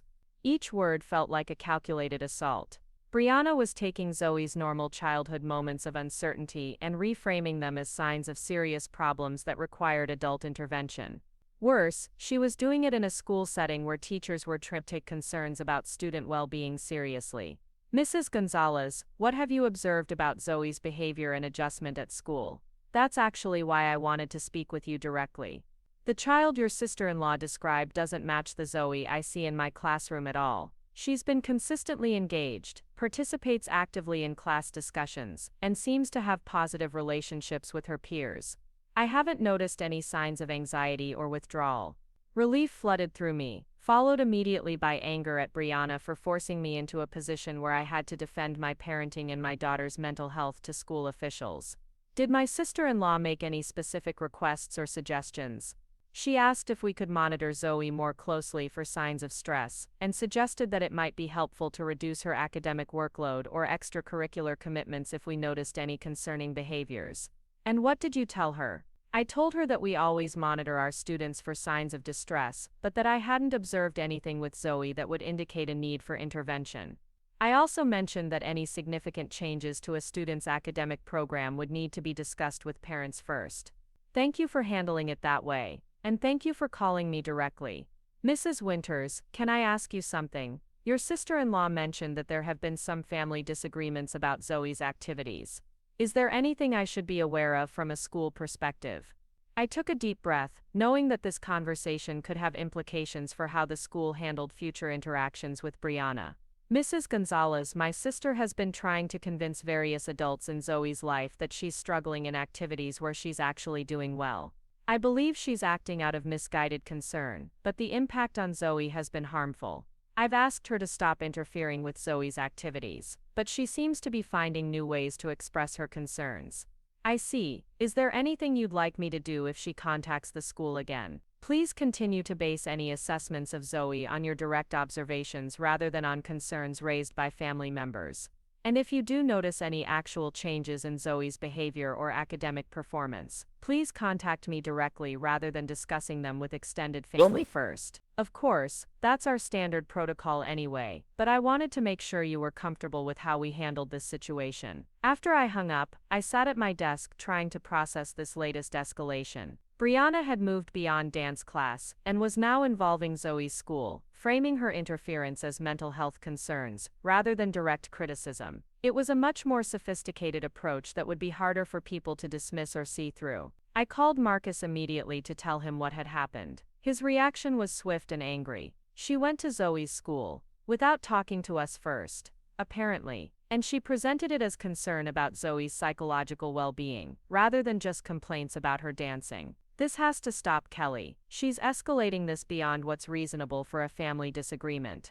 I know, but I'm not sure what our options are. She's not technically doing anything illegal, and she's positioning everything as concern for Zoe's welfare. Maybe it's time to involve a lawyer. The suggestion hung between us like a line in the sand. Involving attorneys would transform this from a family conflict into a legal matter, with all the implications that entailed for future relationships and family gatherings. Let me think about it, I said. Maybe there are other steps we can take first. That evening, I called Colonel Rodriguez to update him on the situation and get his perspective on how seriously I should be taking Briana's expansion into school-based interference. She's escalating exactly like I thought she would, he said, when I finished explaining what had happened. And she's getting smarter about it. Instead of making direct attacks that are obviously inappropriate, she's using institutional concerns about child welfare. Is there anything I can do to protect Zoe from this kind of interference? You're already doing the most important thing, which is maintaining good communication with the people who actually work with Zoe day to day. Teachers, coaches, activity leaders, they're your best allies, because they see the real Zoe, not the version your sister is trying to create. But what if she convinces someone who doesn't know Zoe well? What if she contacts someone who takes her concerns at face value and makes decisions based on her version of events? That's a real risk, Colonel Rodriguez acknowledged. But here's something I learned in the military about dealing with people who spread disinformation. The truth has a way of being consistent across multiple sources. Your sister can tell one person that Zoe is struggling, but if that person checks with other adults who work with Zoe, they'll get a different story. So I should encourage people to verify her claims with multiple sources. Exactly. And you should continue documenting everything. If this escalates to the point where you need formal intervention, having a detailed record of the pattern of behavior will be crucial. What would formal intervention look like? It could be anything from a family mediation session to a restraining order, depending on how far she's willing to take this. The key is having evidence that shows this isn't just a disagreement about activities, but a systematic campaign to undermine your daughter's opportunities and well-being. The conversation left me feeling both more prepared and more concerned about where this situation was headed. Briana wasn't going to stop, and she was getting better at disguising her interference as legitimate concern. On Thursday evening, 2 days before the auditions, I was helping Zoe practice her audition piece when the doorbell rang. Marcus answered it and returned to the living room looking grim. That was Mrs. Patterson from down the street, he said quietly. She wanted to let us know that someone called her today asking questions about Zoe. I felt my stomach drop. What kind of questions? Personal questions about Zoe's behavior at neighborhood gatherings, whether she seemed confident or anxious, how she interacted with other children. Mrs. Patterson said the caller identified herself as a family member who was concerned about Zoe's adjustment to various activities. Did Mrs. Patterson say anything? She told the caller that Zoe seemed like a perfectly normal, happy child, and that any concerns should probably be directed to her parents. But she was bothered enough by the call to come tell us about it. I looked at Zoe, who was still working on her choreography in the living room, blissfully unaware that her aunt was conducting what amounted to an investigation into her mental state and social adjustment. This is getting out of hand, I said quietly, so Zoe couldn't hear. I think it's time to call a lawyer, Marcus said. She's now contacting neighbors and asking them to evaluate our daughter's psychological state. That crosses a line. I knew he was right, but the prospect of legal action against my own sister felt overwhelming. Let me get through the auditions this weekend first. If she tries anything else, we'll call a lawyer on Monday. Kellie, she's already doing something else. She's conducting interviews with people in our community about whether our 8-year-old daughter is mentally stable. The starkness of his phrasing hit me like a physical blow. That's exactly what Briana was doing, gathering testimonies from community members that she could potentially use to support claims that Zoe was struggling and needed intervention. Okay, I said. Monday. We'll call a lawyer on Monday. That night, I added detailed notes to my documentation file about Briana's contact with the school and her calls to neighbors. The pattern was becoming undeniable. She was systematically trying to build a case that Zoe was in psychological distress because of her participation in activities that were supposedly too challenging for her abilities. Friday evening, the night before auditions, Zoe was practicing her routine one final time when she looked up at me with an expression of mixed excitement and anxiety. Mommy, what if I mess up tomorrow? Then you mess up, and that's okay. The important thing is that you're trying something that challenges you. What if the other girls are much better than me? Then you'll learn something by watching them, and you'll know what to work on for next time. What if I don't get chosen for a solo? Then you'll be in the group numbers, which will still be beautiful and fun. She nodded, seeming satisfied with my responses, but then she asked the question I'd been dreading. Mommy, why did Aunt Briana call Emma's mom to ask questions about me? My blood ran cold. What do you mean, sweetheart? Emma told me that her mom got a phone call about me. She said someone wanted to know if I seemed sad or worried at the neighborhood barbecue last month. I knelt down to Zoe's eye level, trying to keep my expression calm despite the fury building in my chest. Did that worry you? A little bit. Emma's mom told her that I seemed perfectly happy, but I don't understand why someone would call to ask about me. Sometimes adults get confused about what's best for children, I said carefully. But you don't need to worry about it. Your job is just to be a kid and enjoy the things you love. Like dance, especially like dance. That night, after Zoe had gone to bed, I sat in our living room feeling the weight of what we were facing. Tomorrow, my 8-year-old daughter would audition for her first solo dance role, something she'd been working toward with dedication and joy. She should be able to focus entirely on performing her best and enjoying the experience of challenging herself artistically. Instead, she was aware that adults in her extended family and community were discussing her emotional state and questioning her participation in activities she loved. The innocence of childhood was being stripped away by someone who claimed to have her best interests at heart. I pulled out my phone and sent a text message to Natasha. Are you planning to be at auditions tomorrow? She replied within minutes. Yes, Emma is auditioning too. Why? I might need a witness if anything unusual happens. What kind of unusual? I hesitated, not wanting to drag Natasha deeper into family drama but also knowing that having an objective observer could be important if Briana decided to make a scene at the auditions. My sister has been escalating her interference with Zoe's activities. I'm worried she might try something tomorrow. I'll be there early and I'll pay attention. Don't worry, we've got your back. The support felt like a lifeline, knowing that other parents were aware of the situation and willing to help protect Zoe's right to participate in activities without harassment. Saturday morning arrived gray and drizzly, but Zoe woke up with excitement radiating from every fiber of her being. She'd laid out her audition outfit the night before, and had been mentally rehearsing her routine since she opened her eyes. Today's the day, Mommy. It sure is. Are you ready? I think so. I'm nervous, but it's good nervous. Like Christmas morning nervous. I helped her pack her dance bag, making sure she had everything she needed for the audition. As we prepared to leave, I found myself checking and rechecking that I had my phone and car keys, my own anxiety manifesting in repetitive behaviors. You seem nervous too, Zoe observed as we walked to the car. I'm excited for you, I said, which was true even though it wasn't the complete truth. The parking lot at Graceful Steps was fuller than usual, with parents dropping off children for auditions throughout the morning. I saw several familiar faces from Zoe's regular classes, all carrying the same mix of excitement and anxiety that accompanies children's performance opportunities. As we approached the studio entrance, I spotted Briana's car in the parking lot. My stomach clenched, but I tried to keep my expression neutral for Zoe's sake. Is Melody auditioning today too? Zoe asked, apparently having noticed the same car. I think so. Inside the studio, the energy was electric with nervous excitement. Children were stretching, parents were adjusting hair and costumes, and Miss Catherine was organizing audition schedules at the front desk. I checked Zoe in, and found seats in the waiting area, where I could observe both the studio and the entrance. Briana arrived with Melody about 10 minutes later. She was dressed as if attending a formal event, complete with heels and jewelry, making the other parents in their casual weekend clothes look underdressed by comparison. Melody looked polished and confident, her hair in a perfect ballet bun, and her audition outfit clearly expensive. I watched as Briana approached Mrs. Vasquez, who was helping with audition organization. They spoke quietly for several minutes, with Briana gesturing occasionally toward the group of children who were warming up. I couldn't hear what they were discussing, but Mrs. Vasquez's expression seemed to grow more serious as the conversation continued. Natasha appeared beside me, having arrived with Emma while I was focused on watching Briana. Everything okay? She asked quietly.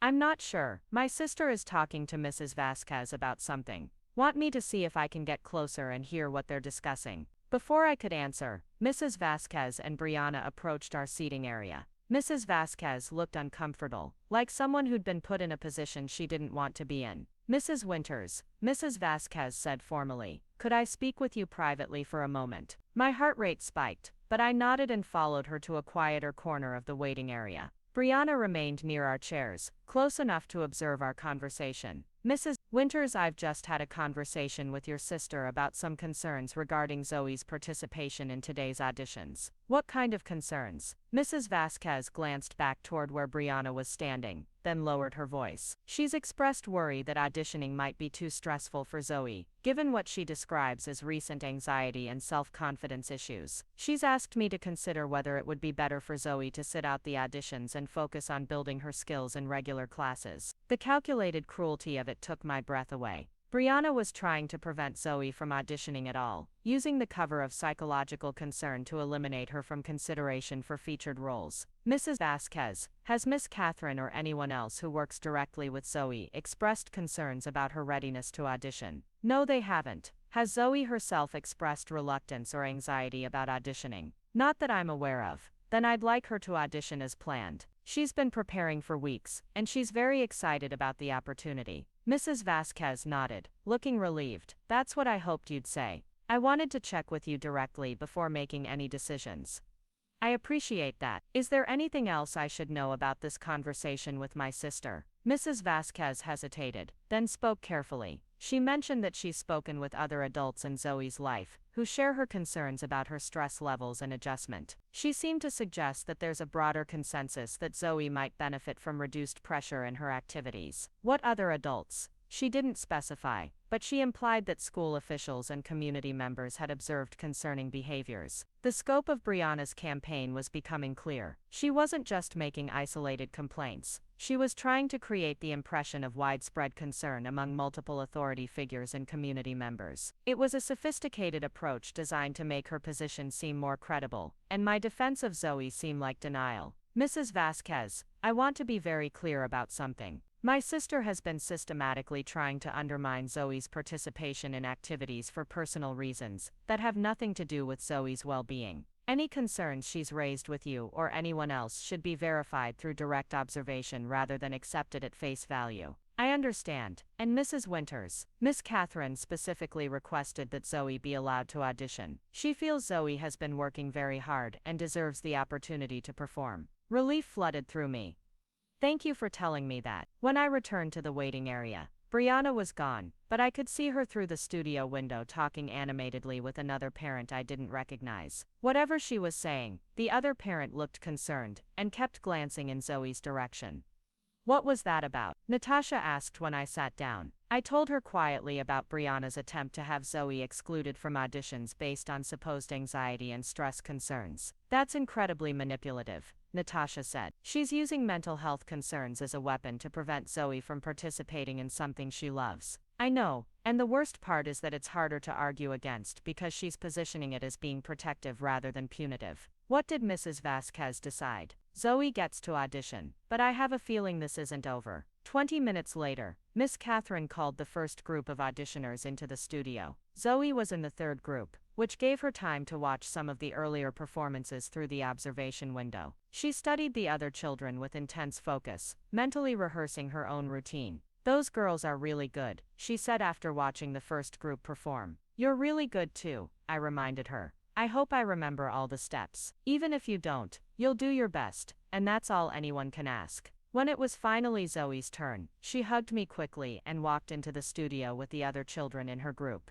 I positioned myself at the observation window where I could see her perform, my heart pounding with a mixture of pride and anxiety. The audition music began, and I watched my daughter transform. All the nervousness melted away as she moved through the choreography, her face bright with concentration and joy. She wasn't perfect, but she was fully present in the moment, dancing with a sincerity and enthusiasm that was beautiful to witness. She stumbled slightly during one sequence but recovered quickly, finishing the routine with a genuine smile that had nothing to do with performance and everything to do with the pure pleasure of dancing. As the music ended, she looked toward the observation window and gave me a small wave, her expression radiant with accomplishment. Whatever happened with the audition results, she'd already won something important: the experience of challenging herself and performing solo choreography in front of judges. No one could take that away from her, regardless of what roles she was or wasn't chosen for. As the children filed out of the studio, I heard commotion near the front desk. Briana's voice was rising above the general noise of the waiting area, and she seemed to be having a heated discussion with Mrs. Vasquez. "I'm simply saying that some children aren't emotionally ready for the pressure of featured roles," Briana was saying, loud enough for other parents to hear. "It's not about ability, it's about psychological maturity and stress management." Other parents were starting to stare, and several children, including Zoe, were looking toward the disturbance with confused expressions. Briana was creating a scene, designed to draw attention to her concerns about child welfare in the dance program.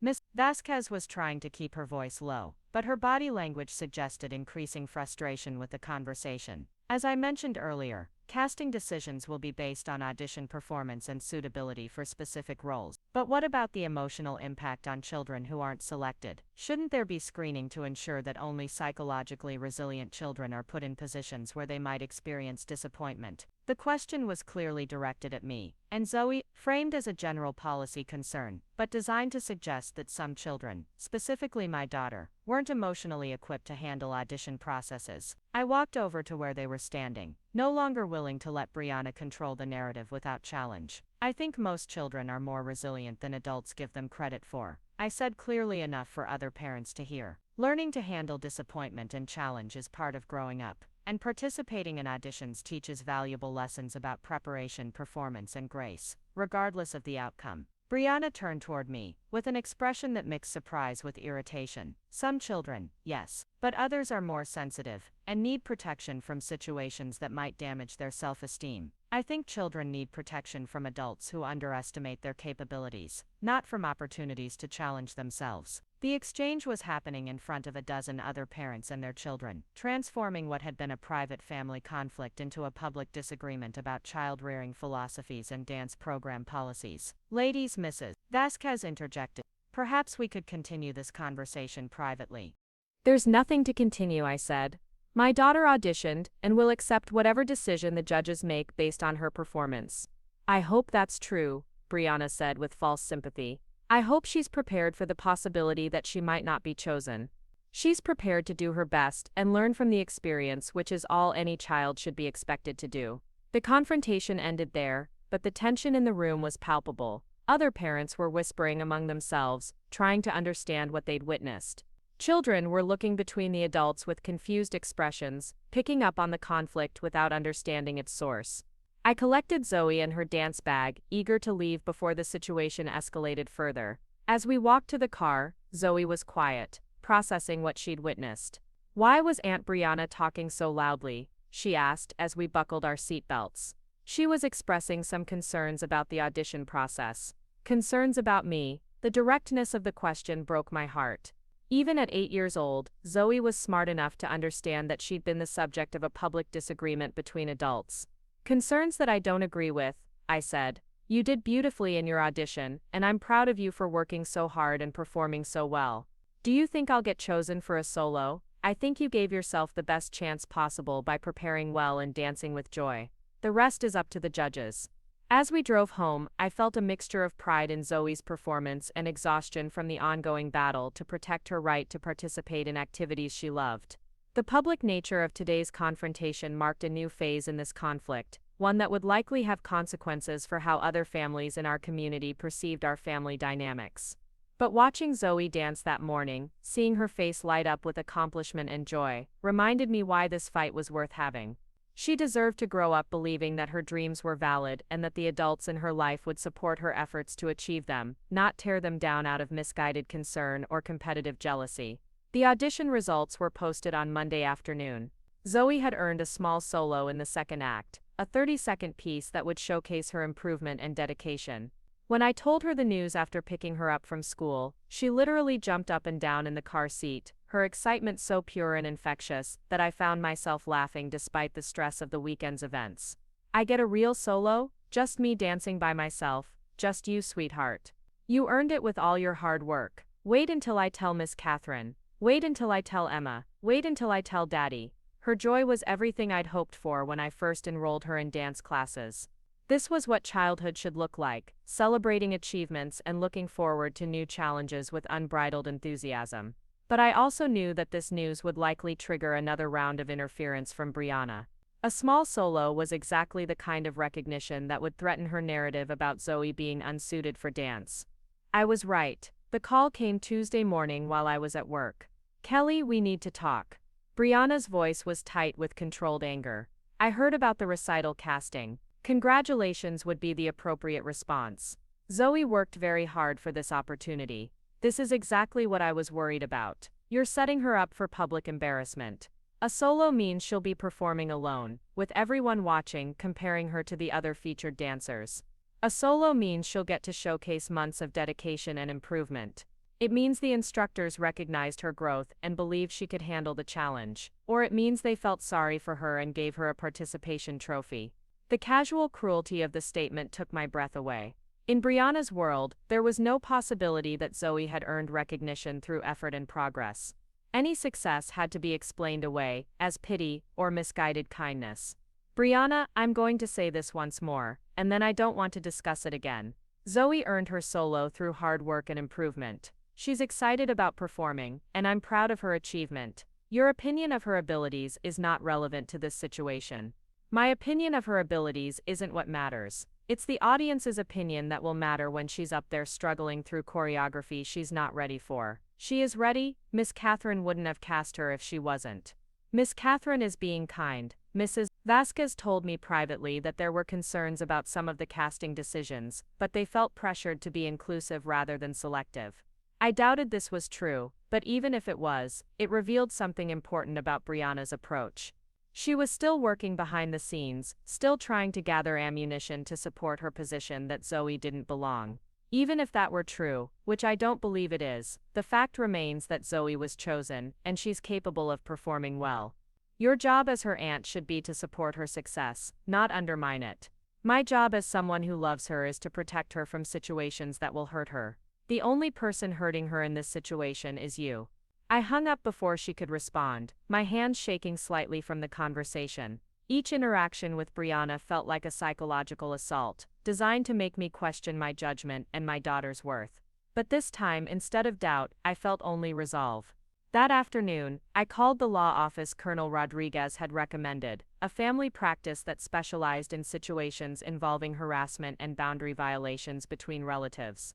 The receptionist scheduled a consultation for Thursday morning, and I spent the evening organizing all my documentation from the past several weeks.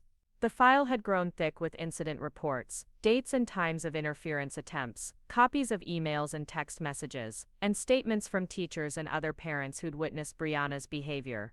Seeing it all compiled together made the pattern undeniable. This was a systematic campaign to undermine Zoe's confidence and opportunities. On Wednesday evening, Zoe had her first solo rehearsal. I watched through the observation window as she worked with Miss Catherine on the choreography, her face bright with concentration. She stumbled once or twice, but each time she laughed and asked to try again. There was no sign of the anxiety or stress that Briana claimed to be so worried about. After rehearsal, Miss Catherine approached me in the waiting area. "Mrs. Winters, I wanted to let you know how well Zoe is doing with her solo. She's really risen to the challenge. She seems to be enjoying it." She is, and it shows in her dancing. There's something special about watching a child perform something they've worked hard to master. Miss Catherine, can I ask you something? Have you had any concerns about Zoe's readiness for this solo? Not at all. In fact, she's one of the students I felt most confident about casting. Her technical skills have improved dramatically over the past few months, and she has a natural stage presence that can't be taught. Someone suggested that the casting decisions were made out of kindness rather than merit. Miss Catherine's expression darkened slightly. I can assure you that's not the case. Every child who received a featured role earned it through their audition performance and demonstrated ability. Zoe's solo showcases exactly the kind of growth and dedication we want to celebrate in our students. The validation felt like armor against Briana's continued attacks on Zoe's worthiness. But I knew that external validation, while helpful, wasn't the most important factor.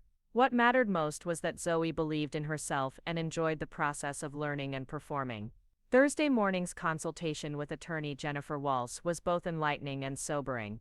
She reviewed my documentation carefully, asking detailed questions about each incident and the escalation pattern. "What you're describing is a form of harassment that's unfortunately not uncommon in family situations," she said after reviewing the file. "Your sister is using her family relationship to gain access to authority figures in your daughter's life, then using that access to undermine your parenting decisions and your daughter's opportunities. Is there anything I can legally do to stop it?" "There are several options depending on how far you want to take this. At the minimum, we could send a formal cease and desist letter outlining the pattern of behavior and demanding that she stop interfering with your daughter's activities and education.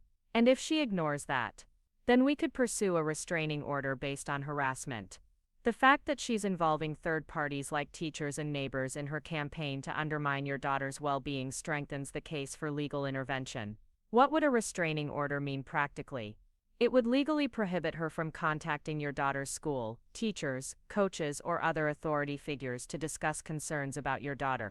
It would also prevent her from approaching your daughter directly without your permission." The idea of needing legal protection from my own sister was both heartbreaking and empowering. Heartbreaking because it represented the complete breakdown of family relationships. Empowering because it offered a way to protect Zoe from continued interference. "Let me think about it over the weekend," I said. "The recital is next Saturday, and I want to see if she tries anything else before then." "That's reasonable. But Mrs. Winters, I want you to understand something. People who engage in this kind of systematic undermining behavior rarely stop on their own. They typically escalate until someone forces them to stop." I left the attorney's office feeling both prepared and sad. Prepared because I now had legal options if Briana continued her interference. Sad because it had come to this point, where I needed legal protection to ensure my daughter could participate in a dance recital without harassment. The week leading up to the recital passed relatively quietly.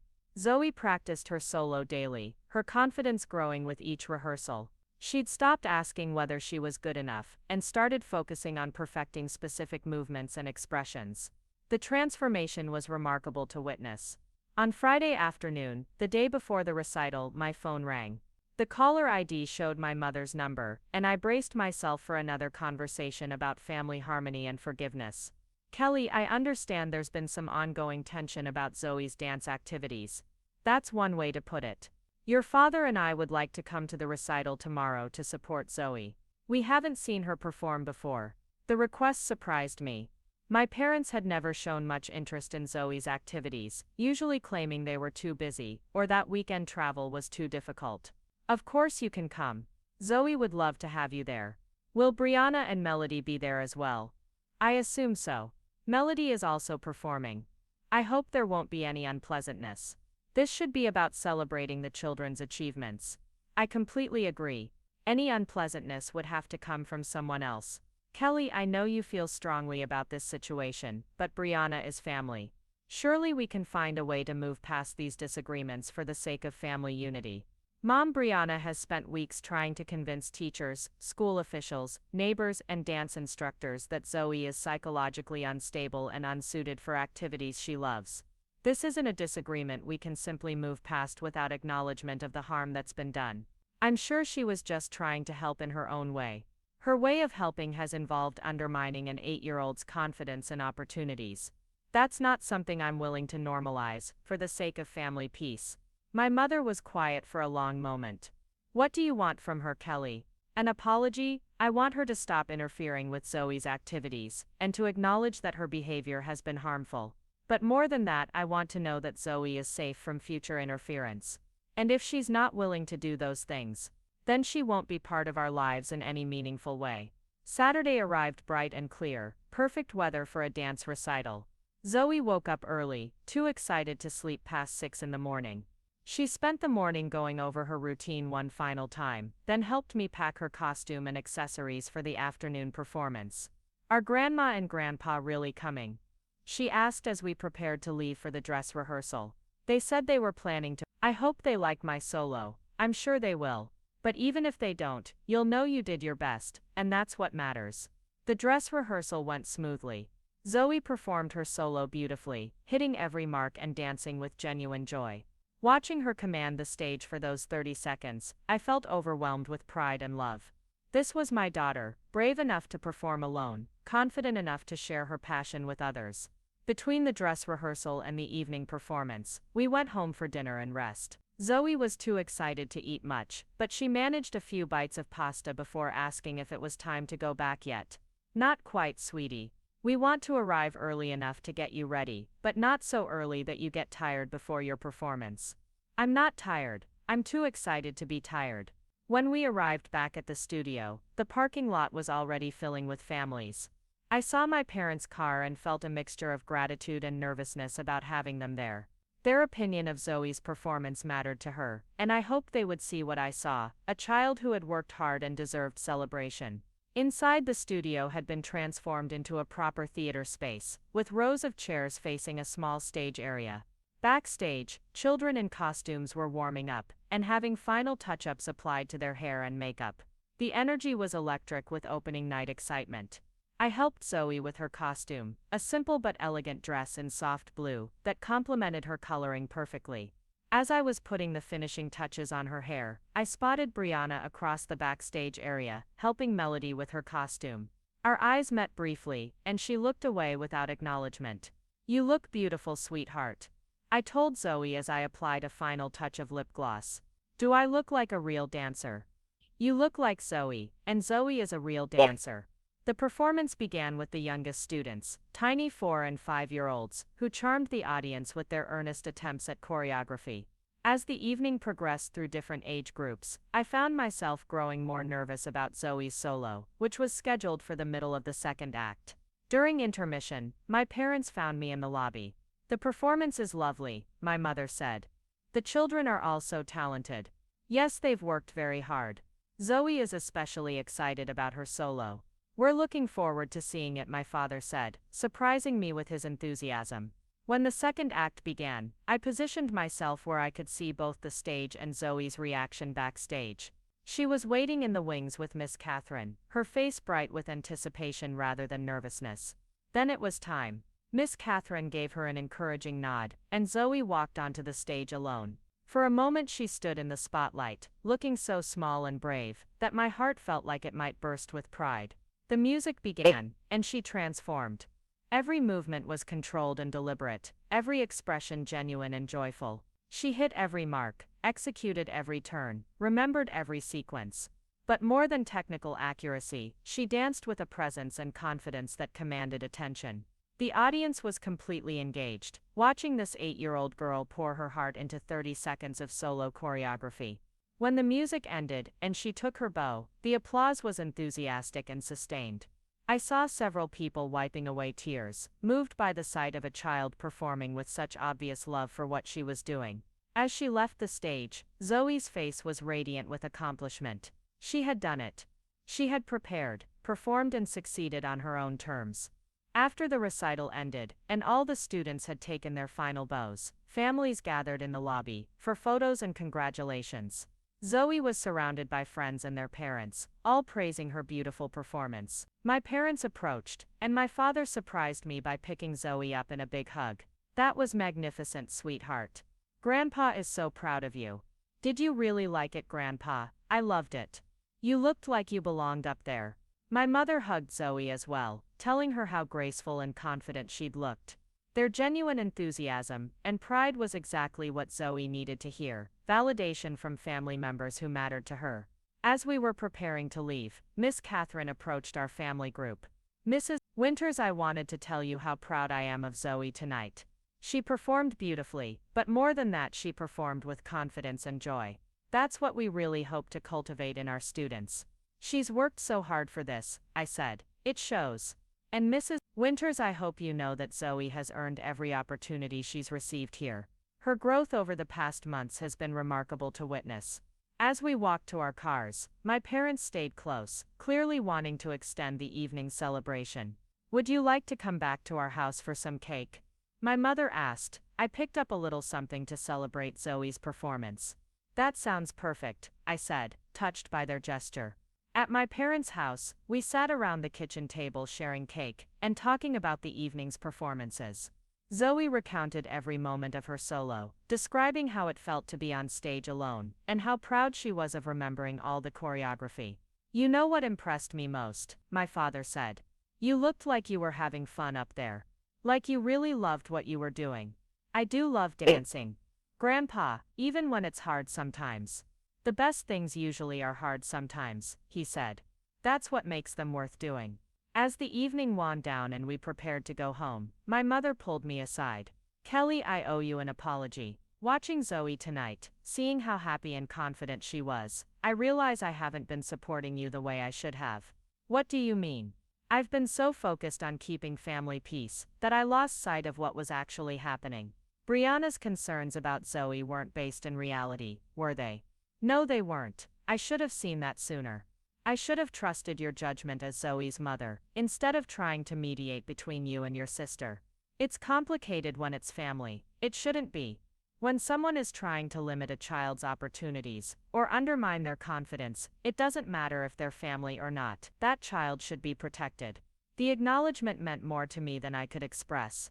Having my mother understand and validate my position felt like a weight lifting from my shoulders.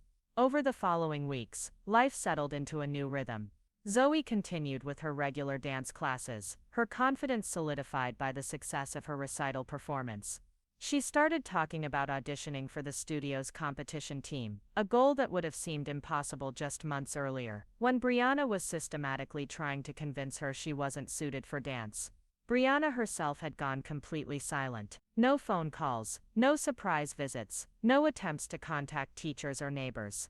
I wasn't sure if this represented genuine acceptance of my boundaries, or simply a strategic retreat, while she planned her next approach. 3 weeks after the recital, I made a decision. I called Attorney Walsh and asked her to prepare the formal cease and desist letter we'd discussed. Even though Briana had been quiet recently, I wanted official documentation of the boundaries and consequences for future violations. "I think that's wise," Attorney Walsh said. "It establishes a clear legal record of your position and gives her fair warning about the consequences of continued interference." The letter was delivered by certified mail the following Tuesday. It outlined the pattern of harassment and interference, detailed specific incidents with dates and witnesses, and clearly stated that any future attempts to undermine Zoe's activities or well-being would result in legal action.